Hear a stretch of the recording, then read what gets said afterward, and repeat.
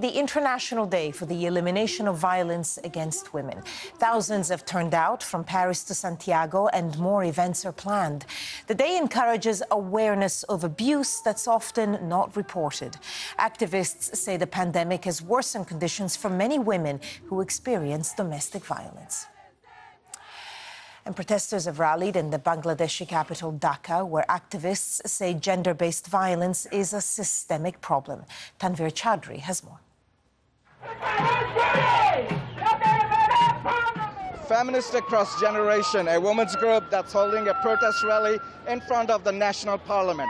This is a series of protests within last 1 month that took place in the capital Dhaka and across the country, protesting against increased number of rape and violence against women and children. Here's one of the organizers, what she had to say. This protest is about our marching for our rights, to be free from fear of the threat of violence and violence itself. During the pandemic, obviously violence against women is exasperated. Our problem is that we're not looking at the deep-rooted misogyny and systematic violence in our country, and patriarchy, which is basically making everything much worse during the pandemic.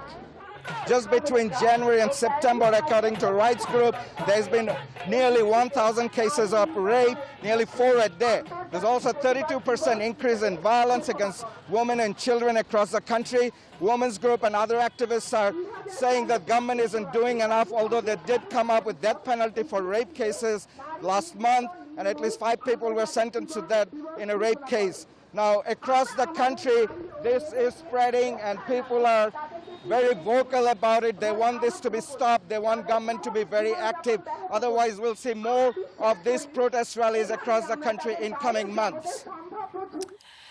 Well, meanwhile, women in Mexico are among those facing higher levels of violence during the pandemic. With nowhere else to go, victims are occupying a government building in the capital. Al Jazeera spoke to one woman who has found refuge there. We want to show other women that we are not scared anymore.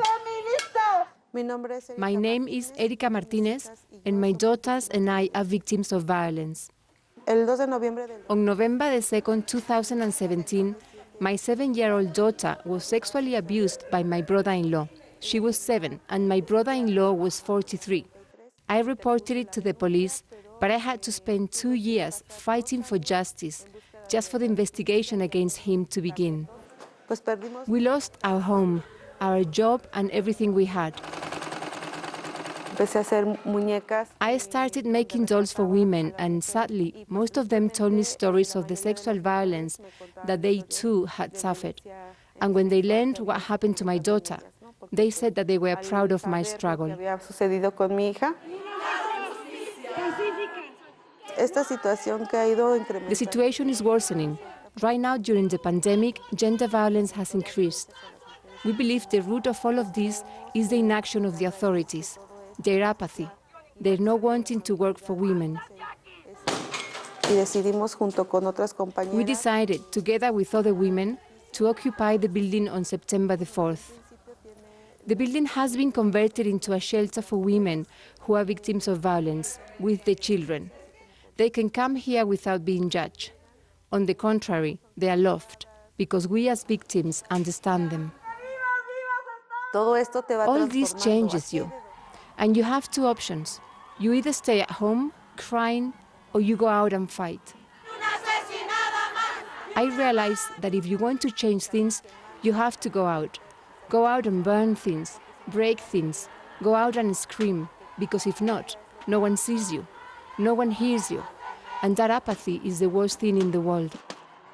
Ul was among a dozen rights activists arrested in 2018 and accused of harming Saudi interests. Weeks later, the government lifted a ban on women driving, a measure that they'd been campaigning for. Hathloul's family and rights groups say that she's been held in solitary confinement and assaulted while in prison. Saudi officials have denied allegations of torture. She's been on hunger strike for the last month.